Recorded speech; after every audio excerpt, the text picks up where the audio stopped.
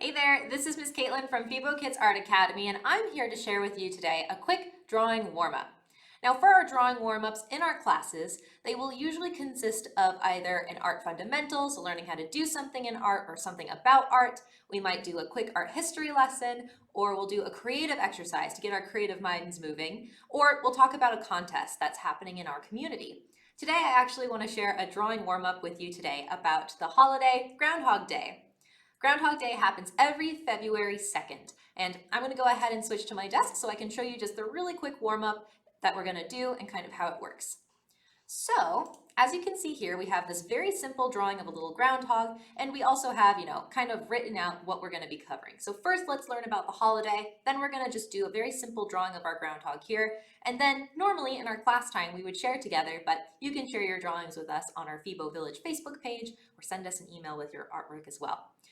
Now, Groundhog Day has been happening for many, many years, and it's a North American tradition. So primarily you're going to find people celebrating in the United States or Canada. Now, the groundhog that we all kind of listen to for this holiday that predicts the weather is a groundhog named Punxsutawney Phil. Now, this is more of a title that has been passed down for many groundhogs through many groundhog generations.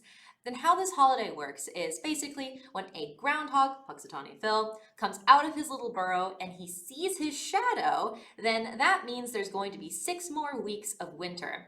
Now, if our groundhog friend comes out of his little burrow and doesn't see his shadow because maybe it's cloudy outside, whatever the case may be, that means that spring is going to come early. So let's go ahead and draw this little groundhog.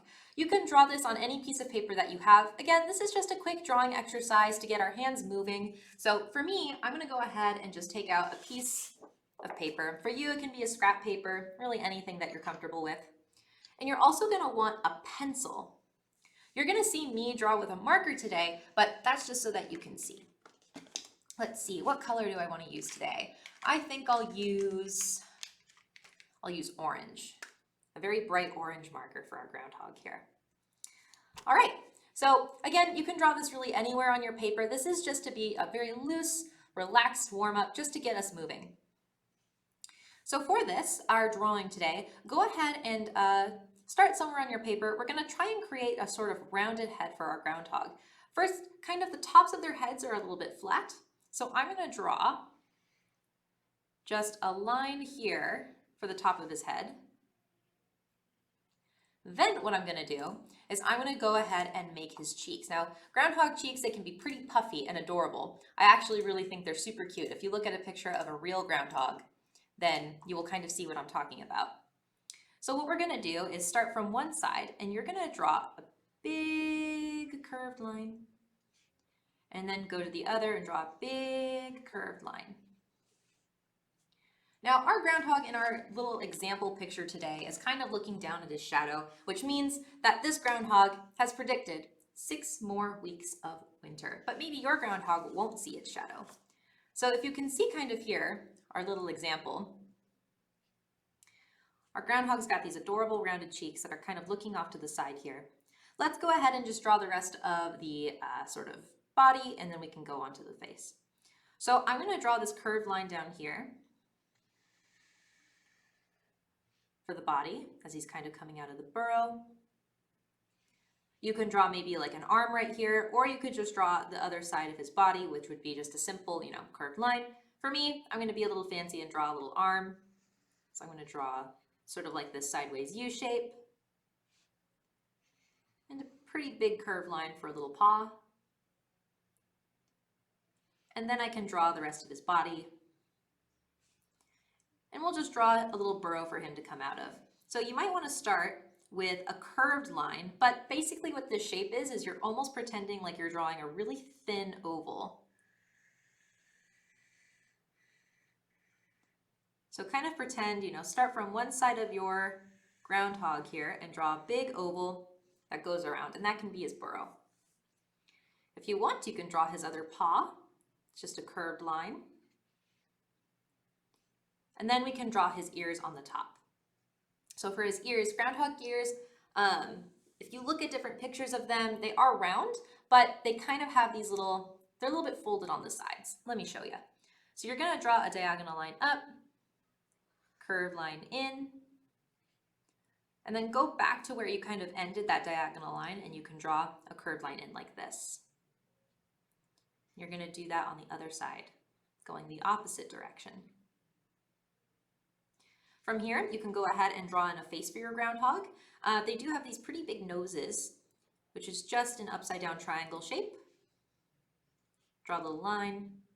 Maybe the groundhog is shocked today in our picture that he saw a shadow. He wasn't expecting to see it. Maybe he wanted spring to come early. Now, since this is just a simple warm-up today, you can draw whatever kind of eyes you want. I'm going to draw 2 ovals, and then his eyes looking down, and then surprised eyebrows. So these eyebrows, they're just 2 curved lines drawn high above the eyes to kind of give it that expressive, surprised look.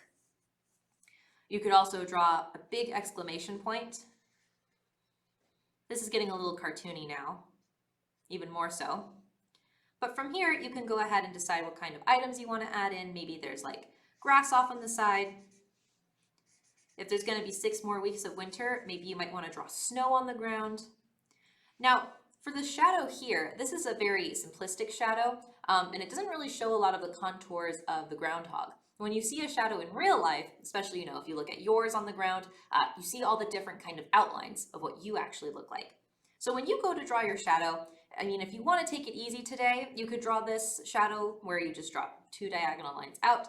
But if you want to challenge yourself, I would encourage you to kind of think about, the shape of the groundhog as it kind of comes out, as it's elongated, that shadow. All right.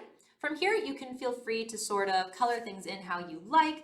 You saw in our original example that, certain parts of the groundhog are filled in, like the nose and the eyes. Now, I won't do all of the coloring with you today. I'll just kind of add in the nose, the eyes, and maybe a couple lines for the paws here and there. But I would encourage you then to take the time to color this in.